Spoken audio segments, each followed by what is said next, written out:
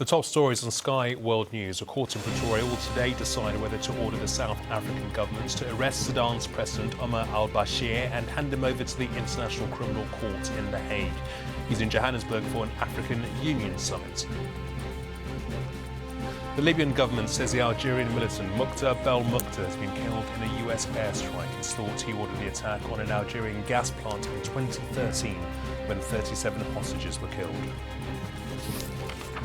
Thousands of Syrian refugees have fled across the Turkish border as Kurdish forces prepare for a major clash with IS.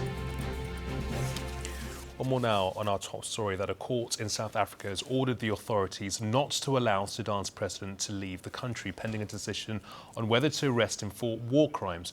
Earlier, we spoke to Thulasizwe Simelane in Johannesburg, who's a senior political correspondent for the TV news channel eNCA.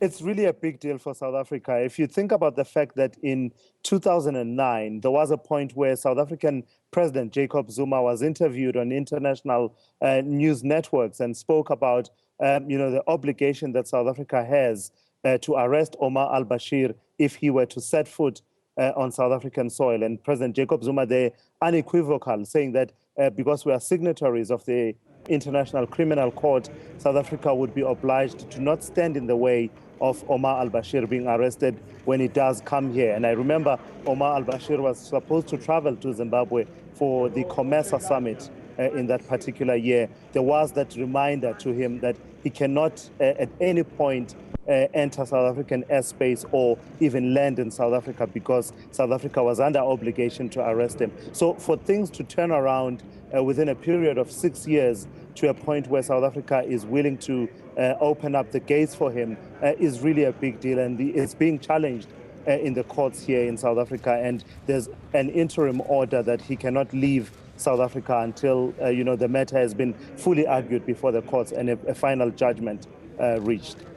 One imagines that for Omar al-Bashir to be so bold as to come to South Africa, there needs to have been some assurances from the South African government, but also from the African Union, because we've been asking these questions about whether Omar al-Bashir will be coming to South Africa for a good 4 weeks from officials from our Department of International Relations and Cooperation. And the standard answer that I've been getting initially was, Omar al-Bashir knows as well as the South African government does what is at stake here. And the initial expectation was that he would not be coming. But later on, the narrative started to change, and we started hearing all inquiries about whether he will be attending or not should be directed to the African Union, at whose invitation Omar al-Bashir is attending the summit here. And it went from there to now the African National Congress talking about the International Criminal Court having outlived its usefulness for the purpose for which it was actually established. So you are seeing a shifting of the position. And the concern in South Africa is whether President Jacob Zuma will comply with a court order if indeed the order is made final that Omar al-Bashir should not leave.